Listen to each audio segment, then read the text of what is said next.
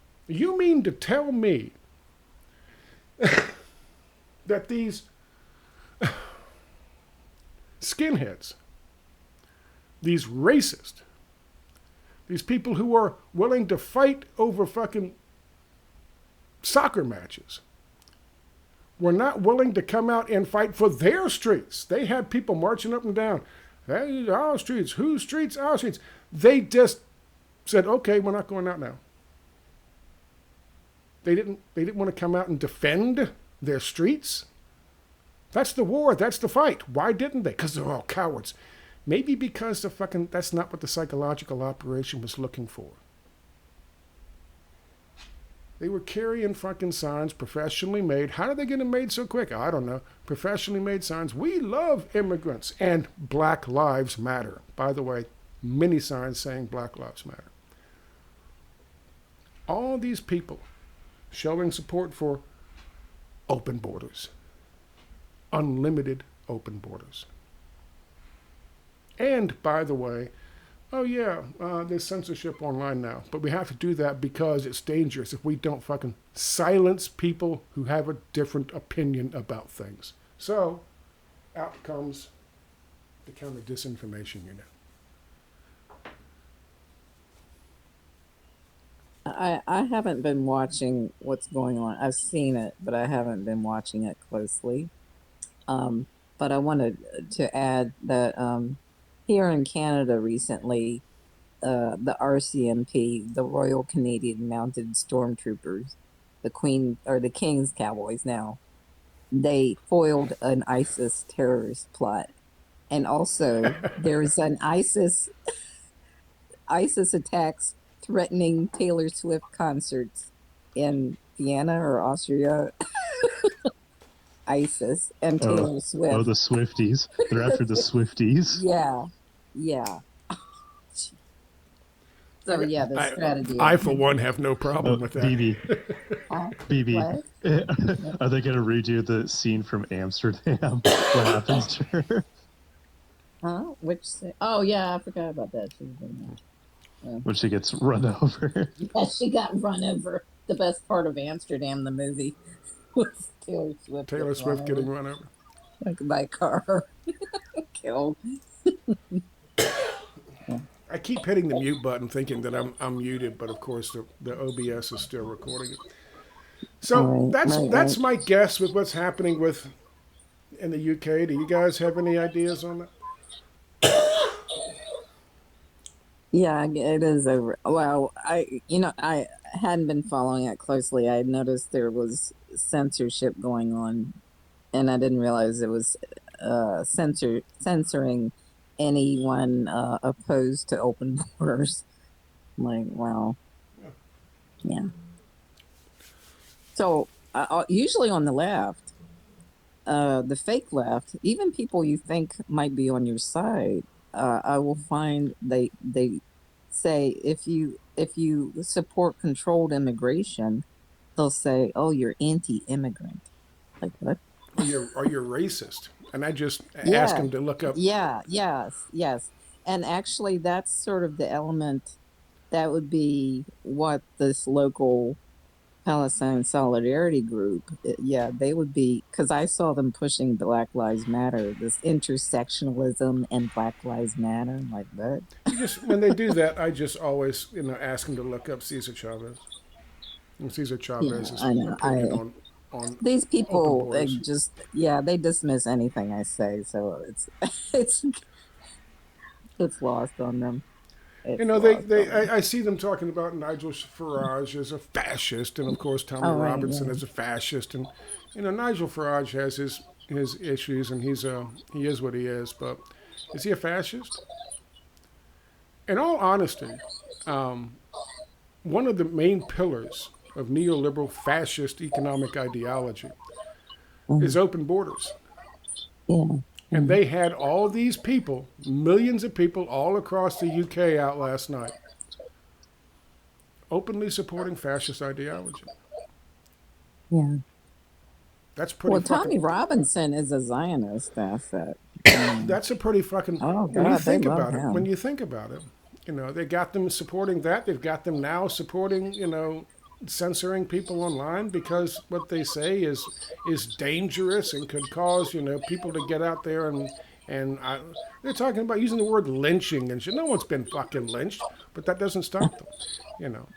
So when you think about it, it's quite brilliant actually. They've got people out there walking the streets, banging pots and pans, holding up fucking signs that they Bang? had mass produced in Who's support of banging pots and pans? The ones in support of the ones in open support borders? the ones in support of open borders. Oh, that the pots and pans thing is just a real giveaway Yeah. because that was So are the the professionally made it, signs that they somehow had made yeah, up in yeah, exactly. 24 But hours. when the in Spanish it's cacerolazo, the banging of pots and pans, and that started when they went after Salvador Allende and try. They did that with in Bangladesh too. Did they? Yep. Yeah, it's a that giveaway. They done that they did that in China leading up to Tiananmen. They're doing that, the banging of pots and because that started with the overthrow of the coup against Salvador Allende. The Well, you banging of think pots about and it, just how fucking brilliant some of these people are. That they have them actually out there en masse protesting and demonstrating in favor of something that is entirely against their best interest. because the working class, nobody talks about class divisions. They Yeah. don't defend. And in my group, that's what have taught, and they shit all over me because I'm not talking about, the distorted intersectionalism, which is just identity politics and creating divisions between people. That's all it is. So, Mm. Bangladesh, perhaps? Yeah, that's what really this local WhatsApp group, Palestine Solidarity Group, they just flipped out when I questioned that. When the Samadoun in Vancouver was promoting that in conjunction with the Palestinian cause, I said, what? And then this one young idiot was celebrating when Hasina, Sheikh Hasina, Prime Minister Sheikh Hasina was forced to flee. She was celebrating that. I Yeah. said, what? Yeah. So they shit all over me. Yeah, very interesting. Yeah. And I say the revolution will not be televised. So the fact that got so much attention in mainstream media, and here I hear it every day on the CBC radio, like that's a giveaway. I'll give you a fine example of that. Back in the day, when the people in Egypt rose up and they occupied Tahrir Square, it was 2 weeks into it before the mainstream media had to start covering it. And the only reason the mainstream media had to start covering it was because this little bullshit fucking channel that nobody knew about called Al Jazeera back in the day was covering it live nonstop, 24/7, and showing all kinds of shit. And everybody on social media was linking to Al Jazeera. And Al Jazeera was, I mean, it was blowing up. It was out of control. But we weren't even talking about it in the United States. And it damn sure wasn't being televised. And Hillary Clinton was going around telling people that, we're not telling fucking Mubarak he has to go. I know Mubarak. I know his family. I know he loves Egypt and his people. He's not going to have to go, not because of this. 3 days later, she's down there talking to Mubarak, telling him he's got to go. But when it happens, a real one, not like Bangladesh, but when a real one happens, they don't televise it. It's not a big thing. They're not talking about, the Gen Z revolution. It doesn't have its own catchphrases. It doesn't have its own heroes manufactured. I tried to reason with them. I explained why it wasn't what they thought. What happened in Egypt it was happening for 2 weeks. Yeah. And he killed a lot of, Mubarak and his people killed a lot of fucking protesters. And every fucking day they'd kill protesters. The next day, more would show up. And more would show up. And more would show up. Until eventually the mainstream media said, we're losing all credibility by not airing this and talking about this. We've got to cover it. So that's a real-time example of what you just said. The revolution will not be televised. You're right. The real revolutions won't. Well, the other thing is what you pointed out, that Sheikh Hasina was trying to get out of that, the IMF real loan. debt, the real debt trap, Right. which is imposes economic austerity. Yes. Just like Morsi was saying, nope, not doing that. Yes. So they don't talk. They didn't. I pointed out so many things. They're so. If AuntBB says it, nope, nope. A brief timeline on that. I'll do it very succinctly. In January, the IMF said they were going to make available 1.4 billion, and they had more in line because they needed a bunch of money in fucking in Bangladesh. There was an election coming up, and the prime minister at the time, who had already been in there 3 or 4 terms, or 3 terms, she said, "Well, I got an election coming up in January, so I'm Yeah, going to that was hold your off fourth on that." term. Right. Yeah. So, because along with the IMF loan comes the crippling austerity measures, the privatizations, the neoliberal fucking shock doctrine, what Naomi Klein wrote about once called the shock doctrine. Really bad neoliberal fucking austerity shit. The stuff that we practiced and honed, the Chicago boys did in Chile in 1973 under Pinochet. That was being told that she had to impose on the people of Bangladesh to get the money. Same thing that Morsi said he wasn't going to do in Egypt before we had to get rid of him. So she put him off and put him off. She won the election. She put him off and put him off, and then they said, "Okay, now we have $4 billion ready for you to start drawing on, but you have to do this crippling austerity." And that was in May of this year. She was dragging her feet, and in June, out of nowhere, the Supreme Court brings up this old fucking issue that had been resolved 3 years prior, talking about the quota system for government jobs and a guarantee of 30% or something that apparently they had a whole bunch of people ready to get mad and throw a hissy fit about, right? So immediately the government says, the Supreme Court brought this up, we didn't, but we're going to go ahead and change the 30% to 5%. Is that okay? Nope, we want a regime change. Fuck you. That came in June. What else was happening in June? Turns out that we had found out that she was in contact with BRICS and China. And then in July, of course, she goes to China and meets with Xi. Is a good picture of her with Xi from July, I think. And at that point, she had to go. Yeah, this has been building up for some time. She announced Yeah. that they were going to loan her $4.3 billion. And there was going to be no austerity measures and no strings attached. And they said that Bangladesh was going to join BRICS. And that's when she had to go. Yeah, they've been pumping in money there for some time. But you're right. There is something that happens when they say, "Oh, that's it. She's out." And that was it. But I realized too, Bangladesh is part of the Belt and Road Initiative, and the economy has done Not for very long. well. Not for long. Not for long. No, I said they. Yeah, I know. Yeah. Yeah. And the economy was doing really well, being part of China's Belt and Road Initiative. Yeah, so there's a lot of things going on, but you're right.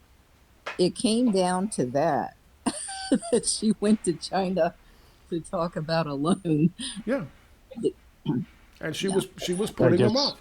Go ahead, Doodle.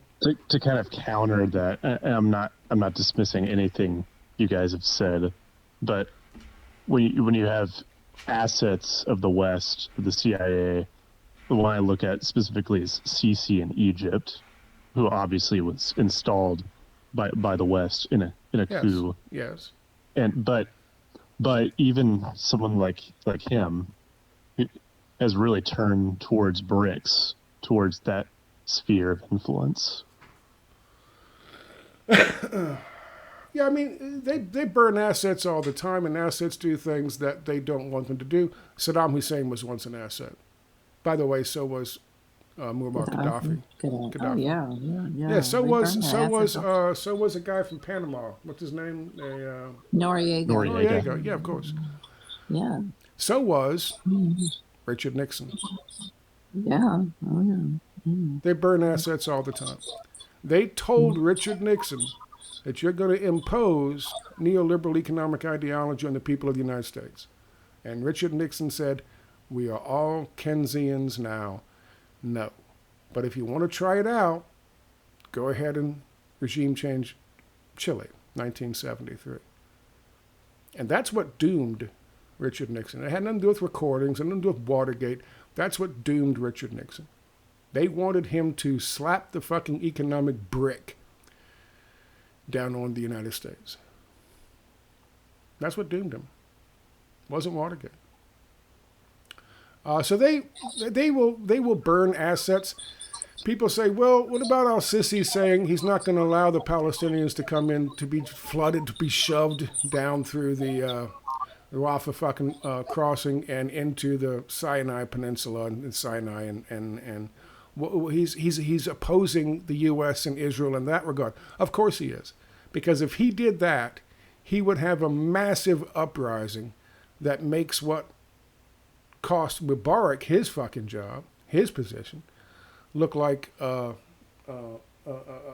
mild fucking fist fight in a kindergarten playground. That is, he said it himself. The central issue in all of Islam is Palestine. And he's not going to be the one who allows the Israelis to drive them out through another Nakba, through his fucking gate, and then sit on them in a prison, in a fucking, in another fucking concentration camp. He said he wouldn't, his presidency wouldn't survive. And of course, the United States understands that, so they tried to come up with some other plan. The Nakba Pier was one of them. But they tried to come up with some other plan. They don't always, our assets don't always fall in line. But yeah, listen, China is persuasive. I've said this a million times. She, Putin, these are leaders. The guy who's Nasrallah from Hezbollah, these are leaders. These are real fucking leaders of men. Not to be sexist, but these are real fucking leaders of men. People who can sit down That with you. reminds me, Samira Khan was smearing Sheikh Hasina. She does all this sexist stuff, putting women down all the time. It's Wow. disgusting. And she was, claiming that she's Modi's puppet, basically. I'm paraphrasing. Yeah. Anybody who can bring Saudi Arabia and Iran to the table and set them down and start to actually formulate a legitimate negotiation for a peace between them and an understanding between them, and even looking into common common benefits for the two countries. Anybody who can do that has got to be somebody. Has got to be a real leader of leaders, and that's what she is. I'm not. I've seen Putin speak, and I know he is formidable and can be, and he's certainly very singular of purpose. I don't know if he's got the same ability that she does. She might be the most. She has a very interesting background. He spent time as a young man in the U.S. on a farm in Iowa, I believe. Yeah, He has US. a very unique ability, I believe, to sit people down and talk to them and gain their trust, because he's honest and he's forthright. It's a meritocracy in China. That's why he's risen to where he is now. So I think that maybe, in a sense, that's part of what, al-Sisi's going to do business with China. Of course, Egypt has to do business with China. And I think in the end, that's one of the problems. That's the other thing I said before. And I'll let you guys talk this out after I say this, but this is something I've said before. What we are selling is a broken fucking mousetrap. Selling the fucking established neoliberal economic ideology via fucking the World Bank and IMF and Bank of International Settlements, it is something that only benefits the fucking rich. And everyone knows that. Everyone fucking knows that. We are selling a broken fucking car. And here comes somebody who's selling a brand new fucking Camry. You know, I mean, it's easier for someone like someone like fucking Putin. It's so much easier for them to go into a negotiating process with a third country, someone like Bangladesh, and easily win the fucking presentation. You'd be an idiot to take fucking, or corrupt, like Eunice is. You'd be an idiot to take the IMF loan over the fucking Chinese loan. You'd be an idiot. Or you'd be corrupt. So, I mean, all that I'm saying about Xi is one thing, but he also, because he isn't selling a broken fucking product, it's got to make it a lot easier for him. I'll let you guys chat about it. I don't know what else there's to say, really. Although I did see, you got to watch Asia, South Asia, Southeast Asia closely. There's lots of things going on. There's this account that's been one of the few accounts on Twitter that's been posting about Bangladesh and warned months ago, way back, like around the time of the election earlier in the year, that they were going after us, and is warning they're going to do the same thing in Thailand because there's a political party that has like Western billionaire backing that's been banned in Thailand. So, Thailand's gotten too close to China. So they might be next. Look out. And another interesting thing is like people will shit all over Modi. And I've had issues with Modi in India. But what's really got my attention is here in Canada, when they talk about foreign interference, they will talk about China, Russia, Iran, and India. And Modi was supposed to win in a landslide in recent elections, and his party didn't. So the exit polling, they had exit polling in India that showed he would win a landslide. But when the official results came out, he didn't win. His party didn't win a majority. They had to go into kind of a coalition with an allied party or something. And I thought, when I saw that about the exit polling one, something was up in India, because India is a key member of the BRICS, and people forget that BRICS is very important. And Modi's government has engaged in trade talks. Because Iran is part of BRICS, so they're involved in trade with Iran, through Iran to Afghanistan. So there's an India-Afghanistan connection going on there. So anyway, look out. Asia, Southeast Asia, lots of things going on there. So how exactly does India, how exactly does that relate in terms of what just happened in Bangladesh? Well, Sheikh Hasina, her father was the founder of Bangladesh, was assassinated along with most of the family back in 1975, I believe. So Bangladesh was founded around, 1971 or whatever. It used to be East Pakistan. So her father was assassinated. He was prime minister. Most of the family was wiped out. She survived, and a sister and her husband and kids, simply because they were in Europe at the time. So she was not allowed back into the country after her father was assassinated. She sought asylum. Indira Gandhi gave her asylum in India. And where did she have to quickly escape to? Fearing probably the similar thing that what happened to her father. She went to India. So as far as I know, she's still there. And that might be where she will seek asylum again. I don't know.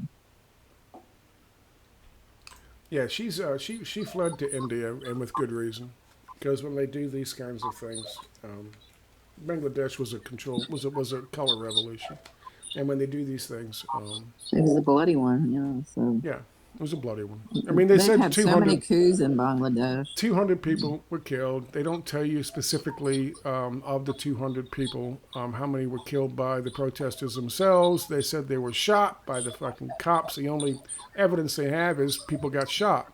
Well, in Venezuela, in fucking Ukraine, we had the Georgian snipers. In Venezuela, we had the fucking the regime change snipers.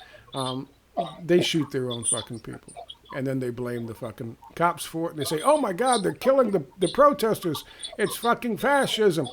We've got to overthrow them. So we don't know what the numbers are. We don't know what the fuck happened. We didn't know it was the snipers in Ukraine were from Georgia until a year afterwards. But I guarantee you this, most of the people who are probably a good part of the people who were killed by people who want regime change and not by the cops. However, there were 18 cops who were killed. And that's to say nothing about the ones who were injured when they threw fucking Molotov cocktails at them. Same thing they did, by the way, in Hong Kong. Yeah. So. And Sri Lanka 2 years ago, a similar thing happened. revolution. Yeah. Again, using young people. They like to use young people now. So. That's the situation in Bangladesh. I don't know. The other thing I said to start this whole thing off was they brought in this guy, Clinton's guy, Yunus. I guarantee you, the Gen Zers in Bangladesh who are out there protesting, the few that were out there protesting, have no idea who fucking Yunus was. Have no idea who he is. None whatsoever. So why would they want him in? They don't want him in. The people who fucking orchestrated it want him in. And of course, he's got the interim government now, which mainly consists of business leaders. If you go back to Venezuela, when they got rid of Chavez and they had him on the helicopter, and they were flying him out someplace, I guess to push him out the helicopter. And the million Venezuelans descended on the palace or the official location where the government was meeting. The new government was meeting. They had 1 million people outside. They were going to trash the place. They were going to destroy it. And so the guards said, hold off for a little bit. Let us do this. And they went in and said, you guys are dead if you don't get the fuck out of here now. And so they left, and they contacted the helicopter. The helicopter turned around and came back. Who was in there? Who had they put in charge of Venezuela? They put in charge of Venezuela the president of the Venezuelan Chamber of Commerce. Their interim government was all business leaders. That's the same fucking thing that's happened in Bangladesh. People tell me, oh, it was organic. Bullshit, it was organic. Bullshit, it was organic. Yeah, I was suspicious from the start when I saw this quota thing, and I looked into it, and it just reminded me too much of the extradition bill in Hong Kong. And sure enough, the government had withdrawn it more than once, and the court kept reimposing it, and it did get reduced to 5%. And so the idiots that say, oh, it doesn't matter. We got all these other demands now. Yeah. We want her out. That happened in Hong Kong. That happened in Giza Park in fucking Turkey. Oh, we don't care that the park is no longer going to be privatized. We want Erdogan out. Yeah, regime change. Same fucking thing. Don't tell me it was organic. It was never fucking organic. Nothing about it was organic. Nothing organic was about it. You just look at patterns. Yes. So, in 2019, that's when I realized what really happened at Tiananmen. And once you start looking at those, Gene Sharp and his color rebel, he perfected that. Who was that guy? Who was the guy from Hong Kong? You know him. Who was the guy from Hong Kong? Brian Patrick Kern. I Brian wonder Patrick if there's anybody who's gonna if he's gonna turn up in fucking Bangladesh.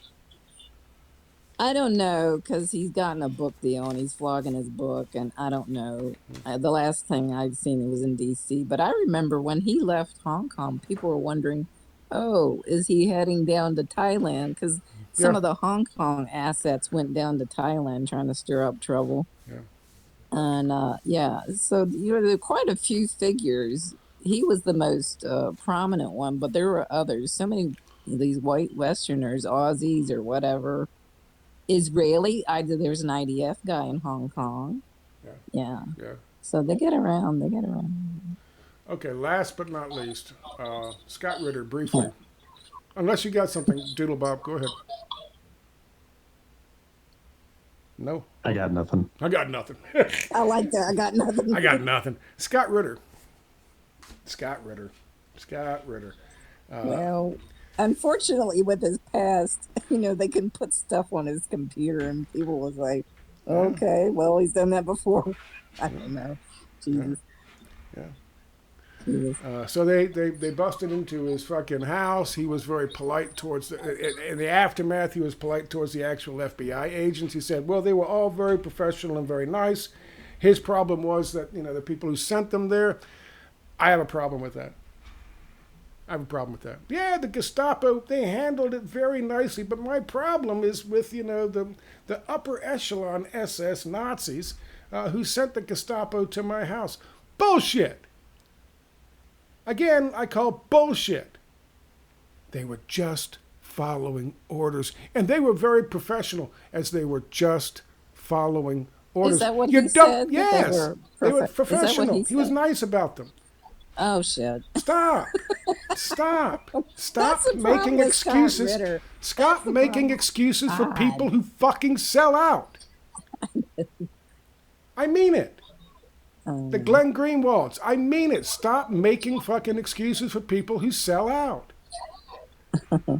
You don't have to. As an FBI agent, they say, okay, you're gonna go roust fucking Scott Ritter and take his fucking laptop, and someone down the road is gonna say, oh look, he's got kiddie porn, and he's gone. You don't have to fucking do it. Yeah. You don't have to have that fucking job. Oh yeah, orders. This comes from orders are orders, and this was Adolf Eichmann's defense when the Israelis. I was just following orders. Yeah, but he did not. Adolf Eichmann. That's not true. I'm not Even talking Adolf about Adolf Eichmann. Eichmann, but I know that was the Nazis' excuse. Yeah. That was their fucking. They said we're just following orders. It didn't work. It didn't work in Nuremberg. No, they didn't. They were lots of soldiers, Nazi soldier, German soldiers. They I didn't. They promise said, you "I something. can't do this. I can't I do this." promise you something. When this shit in fucking Gaza ends, and when fuck Glenn Greenwald, when there are two states side by side, and they have Nuremberg trials about what the fuck happened in the worst goddamn genocide we've seen in this lifetime. When that happens, you're going to have IDF soldiers saying, I was just following orders. No. Well, You I have to was stop this. watching this You thing have about to say. the Adolf You have to Eichmann say it. Let trial. me forget that. You have to say it in real time. Yeah, I know. Don't come back and say, "Oh, you can't say that now." You got to say it in real time. Stop following the fucking orders. I know. Call out the FBI. I'm talking. Call out the FBI for what they're doing. The ones who were trying to railroad and frame up Donald Trump back in 2016 for working with fucking Putin. I was just following orders. It doesn't. No. You hold them accountable. You tell them you got to say no. You got to draw a line. You got to draw a line in the fucking sand and say there are things I won't do. I'll help make up. I'll make up fake fucking ISIS attacks and I'll thwart them before they take place. Okay, I'll do that. But I'm not going to go fucking to a journalist's house because he says the wrong thing about Ukraine or Israel. That's my fucking hot take on Scott Ritter. Yeah, it's the fucking Gestapo. Yes, it's chilling. It's chilling. But God damn it, stop giving the fucking people who do this shit a pass and say, well, they're just the FBI guys and they were told to do it so they can, but they were very nice about being the Gestapo. Yeah, the guy pushing me into the fucking cattle car and then pushing me into a fucking concentration camp, he was nice about it. He's just following orders. Bullshit. Well, that's why Scott Ritter, like you're talking about Glenn Greenwald and Scott Ritter, that's why I don't pay much attention to them. And it's terrible, them going after Scott Ritter for sure. But yeah, because he gives them a pass. Yeah, that's the problem. And I was only bringing up Eichmann because I was watching his trial and I was thinking, how hypocritical is this? Israel putting Eichmann on trial after what they had done to the Palestinians. Nakba and all that. That's what I thought when I was watching it. Absolutely. Yeah. Absolutely. So hypocritical. Have you seen anything about this Scott Ritter situation, DoodleBob? Just a glimpse, but like BB said, I just don't pay that much attention to him. Well, but yeah, I totally see what you're saying, though. I mean, I don't pay attention to him either that much. I mean, I did. Ironically enough, the same day it happened in the morning, there was an interesting thing he had talked about in terms of what Iran and Hezbollah and even Hamas and Yemen had learned from Iran's sortie into fucking Israel when they said, okay, we're going to launch all these things. And then Israel had their Iron Dome, but they had to have the French and the United States actually shoot the rest of them out of the sky because their Iron Dome couldn't fucking handle all of those at once. And what Scott Ritter said, this was, I posted this the morning, right before, I guess, as the FBI was going in to do their thing. I'm not entirely sure when he talked about this, but it was pretty recently. He was saying that wasn't just symbolic. Iran was learning. They were learning. They were learning the weakness of the Israeli fucking system and whoever else is going to help them defend from a large-scale attack, which, by the way, is coming, he was saying. They're learning. It was, and they fell for it. They had to fall for it because otherwise the rockets would have gone through. But that's why they told him it was coming. They wanted to see what this system could defend against and what this system couldn't. And how many. And for how long. They were prodding, they were probing. And that scares people. And someone with his background, who understands the military and the workings of the military globally, like Scott Ritter does, starts saying, Iran was probing. They're learning. And they learned a lot that day. And they've been doing it for quite some time. This is problematic. So I don't know if that's why they did it. I don't know if it was because of his... So they said it was association with Russia, but that was just the excuse they used to go and get his stuff. I'm sure his take on Israel and Iran and that whole situation has something to do with it as well. So I don't cover him that much either. However, ironically enough, I had put up a video of his talk he gave, an interview he did, that very morning. And then hours later, I see that they've gone into his fucking house, and there he is in his fucking sweatshirt. And well, yeah, it wasn't the first time. Like you said, I knew they'd stopped him at the airport when he was going to travel to Russia for some conference or something. Yeah. And they took his passport away. So, yeah. Yeah. Going after him again. Yeah, but he came out afterwards and said, and they ran off with his fucking his electronics. They had his electronics in the FBI. He was like, yeah, those guys are okay. They were all professionals, but the ones I have concern about are the ones he gave the order. And he's like, I'm not going to stop talking no matter what they do. And I'm sure they were watching that video going, oh, really? Oh, what's that you found on his? You find some CP on his? Oh, yeah, did you? Really? Okay. How dumb is that? How dumb is that? He's he's dumb. He is dumb. How dumb is that? Yes. Yes. Because all they got to do is say, "Oh yeah, we got this," and he's got. Oh, and let's go back to 2012. Let's go back to 2000. Yeah, why did you have to leave the fucking? Why did you have to leave the agency that was investigating Iraq for weapons of mass destruction? Oh yeah, that's it. Slam dunk. Only this time he won't be in a fucking club fed. This time they'll put him in a state facility as somebody who messes with children.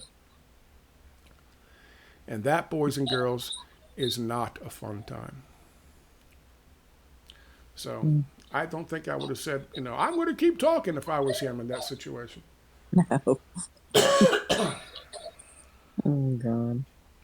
Do you remember back when, before Naomi fucking, what's her name? Not Naomi Klein, the other one, Naomi Wolf. Wolf. Back when she was worth listening to, she did that 10 signs to fucking, 10 steps to a closed society, meaning total fascism. Yeah. The last one was when they start rounding up journalists. And what did she say she was going to do when that one happened? When they started rounding up journalists? What did she say she was going to do? She said you'd never see or hear from her again. Yeah. Scott should have listened to what she was saying. But there you go. Is there anything else? I think I've hit all the topics on my list. Is there anything else you guys wanted to bring up? Another one I wanted to bring up was in the new inauguration in Mexico in October that Scheinbaum invited Putin to attend. Did you see that? Is it October? Oh, yeah, that's coming up soon. Yeah. No, I hadn't seen so that. So that's pretty bold. That's big. Yeah, I'm starting to feel more vindicated in supporting her. Well, yeah, that's huge. Yeah. So you can expect, I guess, some more fucking. What do they use? The drug cartels down there. That's their proxy army. The drug cartels. Yeah, the whole time. Yeah, like AMLO. They tried to stop him from even being inaugurated in late 2018. I guess it was. Yeah. And so all through his administration, they would orchestrate protests against him, and you can expect more of the same with her, I'm sure.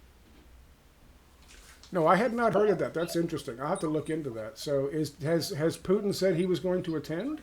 Is he accepted?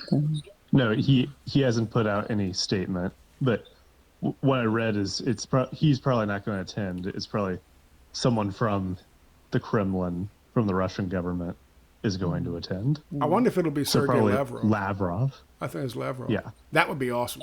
That's somebody else I'd like to sit down and just talk to. He seems like somebody who'd be fascinating to talk to. He was giving he was doing an interview someplace or answering questions about 4 weeks ago, was it? Did you guys see this? And somebody asked him something about what they were doing, and he just kind of flippantly said, we haven't had a chance to talk about that because we're rigging elections in Venezuela or some shit like that. And he did it with this deadpan fucking delivery, and everyone just busted out laughing. Everyone just. You remember that interview? You remember the interview he did with Amanpour a few years ago when she was asking him about what Trump said about the grab him by the pussy thing, and Lavrov says, well, in the U.S., there are too many pussies to deal with.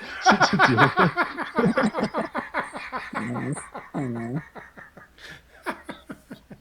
He's one of these. Somebody, political leaders, world leaders, you'd like to sit down and have a beer with. Yeah. AuntBB? What? I just asked you. Name a political leader you'd like to sit down and have a beer with who's living, not some historic fucking thing. Someone living you'd like to sit down and have a beer with. Well, yeah, Lavrov, AMLO, Hasina now. Not Ortega? Oh, yeah. Yeah, there were so many. His wife. Pick His one. wife, Pick vice one. president. Pick one. Pick one. Mhm. Oh, I like AMLO. I've Lukashenko. always had a soft spot for AMLO. I don't know. He's a boomer. I can relate to him. Okay, same thing, DoodleBob. Lukashenko. Ah, good one. He's yeah. That's a good one. That's a good one.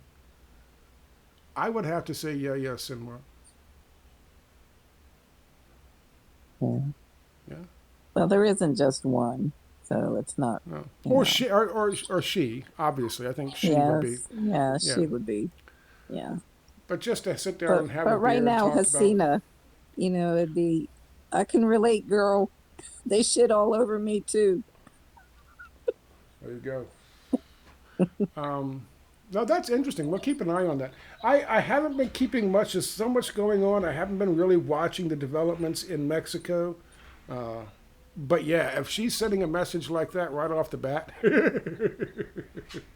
maybe I should start paying attention to what's going on. That was disgusting how I was seeing these idiots saying, "Oh, they got a Jew in there in Mexico." Yeah, Like, did you like yeah, that? she's That was Jewish. nice. She's Yeah. not a Zionist. They were trying And to they were trying to Nayib turn Bukele a pass. they These were idiots. they were trying to turn they were trying to turn people who were pro-Palestinian against this candidate at that time in Yes. Mexico because she was Yes. Jewish. Yes. Thinking that would work. Thinking our problem, the Yeah. problem that people who support Palestine have, the problem that they have are the Jews. That's Yes. literally what they were doing. And That's they gave the same insulting. people were giving Nayib Bukele in El Salvador a pass. Yeah. Like he's not a Zionist asset, that jerk. He's a,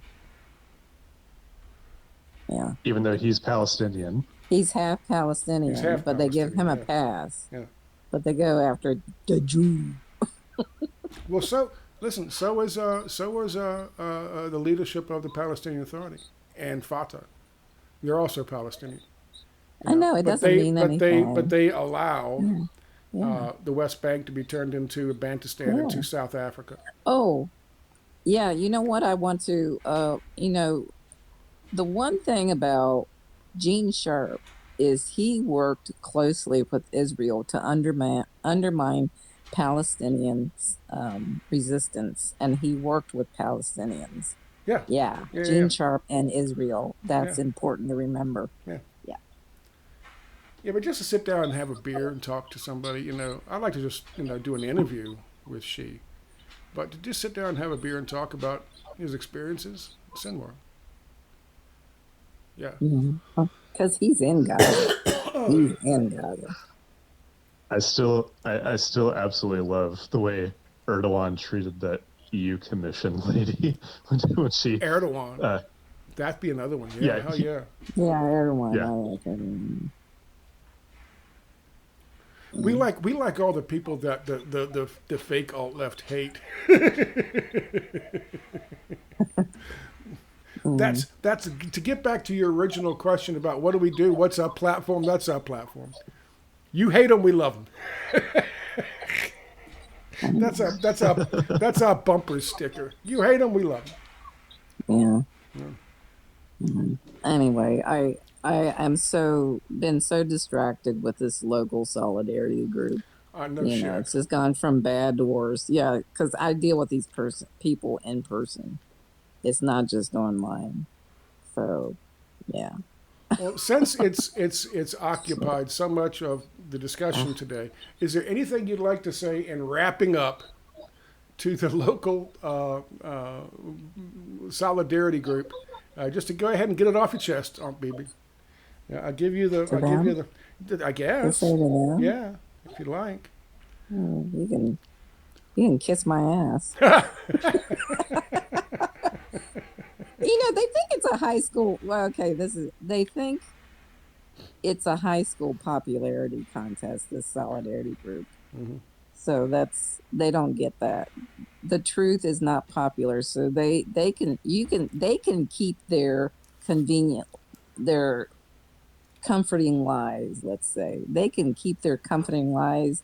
I will go Their with the pleasant disturbing fictions. truth. They're pleasant I will go with, fictions. yes, pleasant fictions. Yes, that's what they are in this little echo chamber, and to them, they're just discovering that water is wet. You hear that, Abbotsford Solidarity Group? Yeah, She's calling you yeah. out. It's called this. It's called the Solidarity for Palestinian Human Rights Fraser Valley, is what they're called. Yeah, And she'll be posting a link to it down below. You can yeah. I should post this in there. Yeah, that'll be good. dox them, Yeah, dox all the members. Um, yeah. okay, I so think I'm gonna have to do a video someday on that bunch, I think the only thing we that didn't group. really fucking talk about was United Democracy Project and Kamala and Tim, but I mean, I've talked about them, Oh, so. oh, oh, Tim Oh, Walz. So God. there's a Oh, German. He's a good God. German. I wanted to say Tim Walz. He's a good German. He's a good German. Yeah, He's a good German. yeah. Yeah. So that's all my comment on that pick. A good. She picked a good German. Why do you guys think she picked him? Why not the Jewish guy? And she's being called anti-Semitic by the right for not picking the Yeah. Jewish guy. Yeah. She's an anti-Semite now. Why did she pick him? Well, it just seems like they're kind of some of the more disposable Democrats, Who? if you know Him? what I mean. Well, she didn't. Kamala Harris and Tim Walz. Oh, for the loss, you mean? Pick to lose kind of Yeah. thing? Oh, yeah. Yeah. Yeah. Because he had no fucking future. If she had gone with Buttigieg, I would have said, they're making it too obvious they're trying to lose. I don't know. You've got. She went Aryan. She went Aryan. She did. She had to She go went, with an old she white went guy. balls to the walls. Yeah. Uh-huh. she. Yeah. She picked a white male. The patriarchy. It's To the try to win populist back. thing. To try I to think win it's back. the populist Well, thing. They're trying to to. trying to win back Yeah. a segment of the alt left who are like get sick of the wokeness, and the wokeness thing is Yeah. being even Disney's given up on the wokeness. Okay, so even Disney has given up on the wokeness. They know it doesn't fucking work. They know it's bullshit. They know it's fucking it's played out. So they didn't go that fucking route, but. You see a bunch of people talking about his progressiveness on the left, and the alt left specifically, who are now like 100% behind Kamala. They're like, oh yeah, this is a great pick. Mm. Do you guys think it's going to move the needle at all? Are they gonna get fucking disaffected, disenfranchised young leftists who understand that Kamala and Tim and Genocide Joe are literally sitting back, twiddling their thumbs, watching over the worst genocide in the history, at least arguably the history of mankind? Well, I would say that people still voting. There's enough stupid people still voting that would fall for this. I don't know. I'm so jaded and cynical. I don't know what's going on out there because Yeah, but 10% of Bernie voters went and voted for Trump, and they made the difference. They made all 13%. 13%. They're the ones who 13%, made the fucking difference, and that's why Trump is in office. Or was in office. yeah. So I mean, yeah, there's enough dumb people, but there's not enough. And just today, she was doing some kind of fucking thing, and there's a bunch of people out there protesting in the audience, and she was like, "Okay, yeah, now, I'm talking." No. Just basically The shut way up. you do with me. The way I do with you, yes, of course. But I mean, let me ask you a question. Just when I saw that, I was like, people were rightly fucking, infuriated about it, and it was insulting. Oh, I'm talking. Oh, I'm sorry. The DEI candidate's talking. Wait a minute. The person who won no primaries and is running for the presidency, she's talking right now. We got to listen to what she has to say because she's the voice of authority. People were rightly upset about that. What they weren't mentioning, And that's why people listen to what I have to say or what I write sometimes. They read what I write. What they didn't remember was back when Bernie was running against fucking Hillary, and they would have Black Lives Matter people come up and say shit in the fucking audience. Nobody could dare say a fucking word because they were wrapped in the shroud of George Floyd, a meth user who tried to pass off a fake 20 so we could go buy some more meth, and was so upset when the cop said, no, you can't do that. He tried to jump in his car and drive off high on meth with no license. Now, they're wrapped in that fucking cloak, invincibility cloak. Nobody said a word to Black Lives Matter people when they marched onto the stage and disrupted Bernie Sanders' fucking... remember that? Yeah, I remember yes, that. nobody said a word. And how dare you say anything about fucking the Black Lives Matter movement having a say at a political speech. However, the people in fucking the audience, what are they wrapped in? Oh, yeah, that's right. They're trying to stop a genocide that's already killed 15,000 children. And they're like, oh, those Palestinian people are rude. How dare they? You can't do that. You can't. Listen to her. Some people were listening to her saying, I'm speaking now. And they're like, that's right. She's speaking now. And when I say that, I'm talking about people on the fucking alt-left. But they didn't say a word when Black Lives Matter did that shit to Bernie Sanders when he was in the primaries. Didn't say a word. I don't think. Maybe you guys have an opinion on this. I don't think Kamala and Tim are Because going to win. I'm not wrapped up in the whole election thing. I just kind of keep an eye on it, but I don't know how it's going to go. It's just a circus, so it'll be interesting to see what happens. Yeah. You know, especially with the electronic voting machine. Yeah. What do you It's think? hard to What do you say think, what's gonna Doodle Bob? Are you motivated now because Yeah, because of Tim to get out and vote for Kamala? Well, now I moved and I've decided I'm not going to renew my voter registration. Oh, I should So- vote just because Tim Walz is German and I have a German name. There you go. There. There you go. There. Identity politics. There you go. Yeah. Yeah. Yes. A So, good German. you Good moved Germans and got to you- back each other up. You've moved and you're not going to vote. Is that the thing? Yeah, I've kind of gone your route. And I didn't even have to move. I just sat right here and said, "Oh no, I'm not doing it." I remember a Code Pink lady in 2018 at the Did march you see? on the Did you see her fucking backing the Bangladesh revolution? Quote Oh unquote yeah, Medea revolution. Benjamin. Yeah. Yeah. But this was another Code Pink. Way back, I was accused of suffering from white privilege.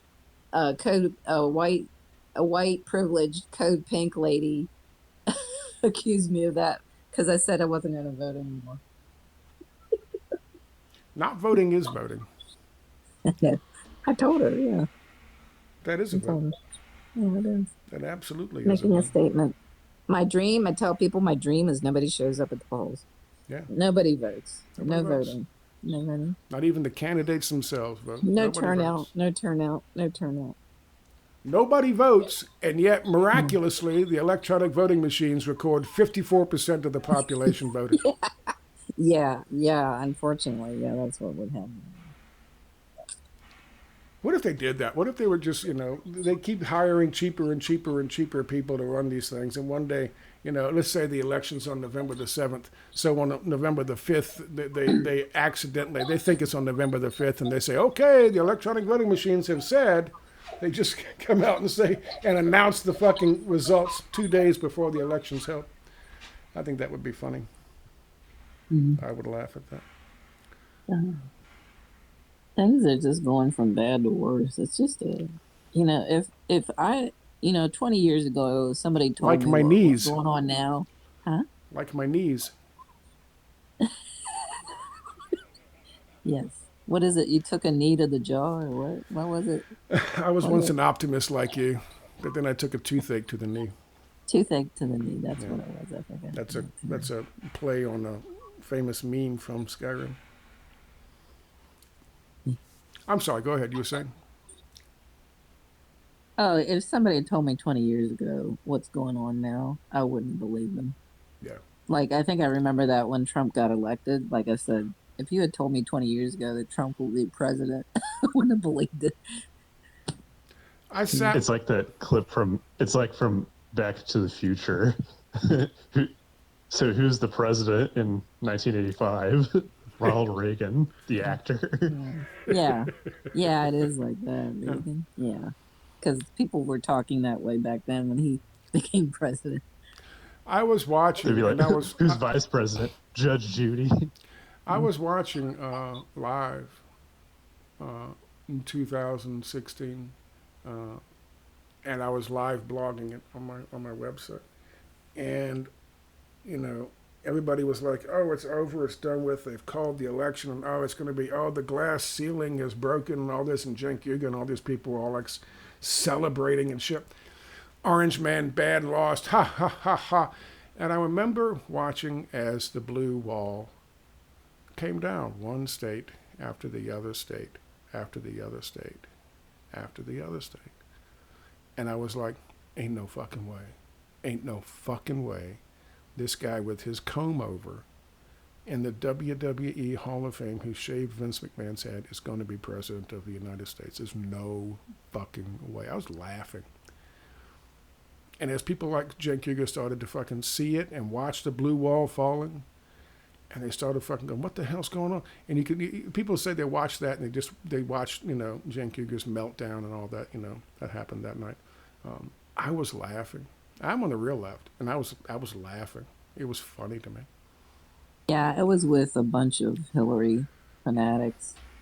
My second cousin, we were family, and I just kind of like was gloating inside. 'Cause they knew that I had been a Bernie supporter, Yeah.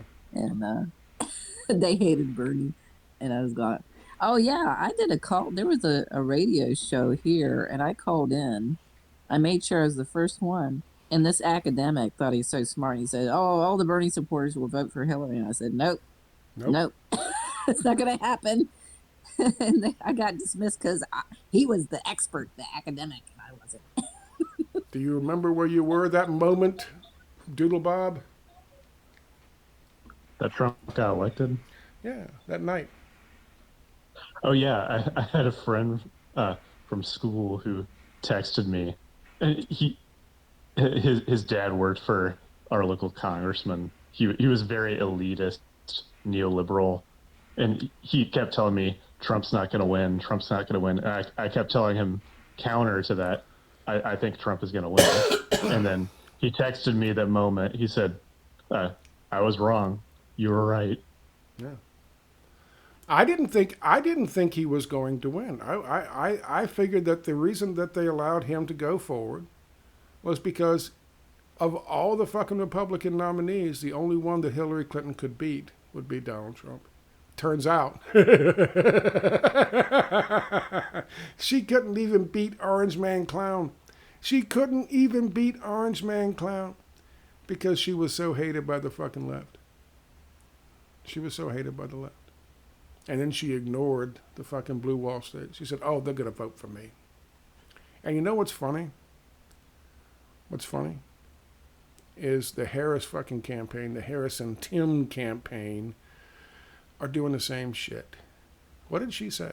What did Harris say when those people were out there protesting and talking about Palestine and Gaza and for God's sake, let's stop the fucking genocide? She said, "Yeah, keep doing that and you're going to have Orange Man back in office." Now, I'm speaking. That's literally what she said. She didn't say Orange Man, but that's literally what she said. That's the whole thing. Oh, that's the best she's got. I'm not him. That's the best they have. That's the best DEI fucking candidate Harris has. Is I'm not fucking Donald Trump. That's it. Well, you know what? That might have worked back in 2016 before everyone realized, Oh yeah, well Donald Trump was president for 4 years and we survived and the country isn't on fire, and even though they tried their best to do so with the destabilization campaigns, but the country survived. So what are you talking about? I'm not Donald Trump. Yeah, but the country survived it once. They can survive it again. What do you bring to the table, dear? Oh, that's right. Nothing. Didn't work in 2016, ain't going to work in 2024. I'm telling you right now. She's going to lose and lose badly. It'll be interesting. But, they always, those electronic voting machines. The electronic voting machines can only throw elections that are close. Yeah. They can't take Bernie Sanders versus, they couldn't take Bernie Sanders versus Satan and then say, oh, Satan wins. Or a Bush. Or Bush. Or Bush. Well, that same thing. reminds Satan me. and Bush are the same thing. Remember the recount? Yeah. And who That's was involved in redundant. the 2016 recount? Jill Yeah. Stein. Jill Stein working and with- John Podesta. Yes. Yeah. People forget that. I never forget that about Jill Stein. And who was John Podesta at the time? He was Hillary Clinton's campaign manager. Yeah. And that's where she got the funding to do the recounts. But only, by the way, in the blue states, in the counties that Trump won. Yes. Not in the counties that Hillary Clinton all of a sudden got right. 50 extra thousand fucking votes after the fucking polls were closed. No, not those. Yeah. But just the other ones. I'll never forget that. Jill Stein. And, here we are, 8 years later, people have forgotten that. And that's like, oh, I'll vote for Jill Stein. Oh, first of all, why the fuck are you voting? And don't you have any memory of Jill Stein? Doing that shit. I never. Yeah, I was ambivalent when it came to Jill Stein, up until that, and after that, I'll never trust Jill Stein again. Never. Yeah, I in the end I vote. It's last year I voted, and I regret having voted. I voted for her. Yeah. In protest, but I wish I hadn't voted at all. Yeah, because But you voted for her before she did that shit. Yeah. Yeah. All right, I think we covered everything. Do you guys have anything that you'd Let's like just to? do this all night. No, just all No, I'm recording this on OBS. It's going to blow up my fucking computer. I know. It's already been how long? And it's how late in Europe, Luca? Way past Luca's bedtime. It's way past Lucas' bedtime. It's already 2 hours into this, so Yes. we've got 4 listeners. Hi, listeners. How you doing? I hope you're well. Thank you for coming by, all 4 of you. See that, DoodleBob? We're building the coalition. Yeah. We're a movement. We're building a movement. It's not a movement of 3. Now it's a movement of 7. 7. The magnificent 7. DoodleBob, AuntBB, Scott, and of course, Agile, Anti-Leftist, Christopher, Dobby, and LB.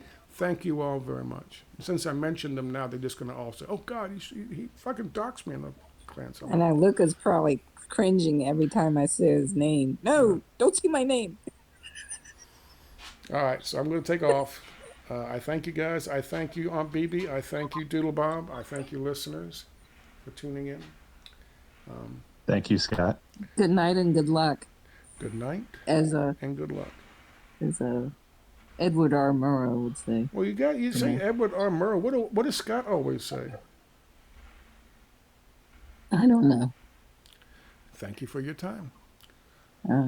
That's my sign off. Because it's been a while. Like these 10-minute videos that go on for.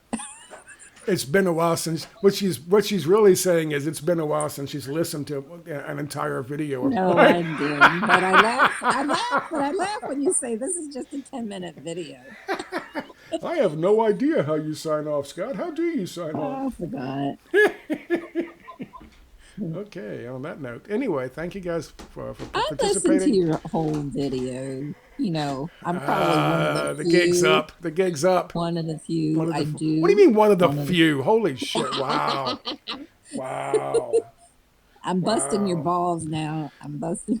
Okay, so thank you guys very much. I Okay. do appreciate it, Yeah. all of you, and those of you who are listening to the video. I appreciate that. Oh This will yeah, go up yeah. tomorrow morning on my Mm, BitChute and my mm, YouTube thing. mm. And just so you know, next week, same time. Are we Uh, doing something Saturday? I Maybe don't I know. don't know. Doodle Bob, Mm. you're the Saturday guy. I am going to be Well, busy moving yeah. this Saturday, this I weekend. don't know. So We'll I think uh, see. I think Doodle I'll have to Bob let you has know a if I can do it Sunday. I think Doodle Bob has a side job. I He's don't moving have people. anything on Sunday for a change. I forgot. You There's happen no to have street rally or action. anything.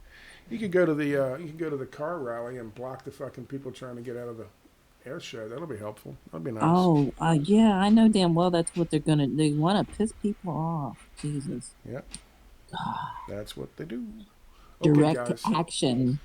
Again, I thank you very Hmm. much for your time and your patience, and I hope you got something out of it. And I will see you all next time.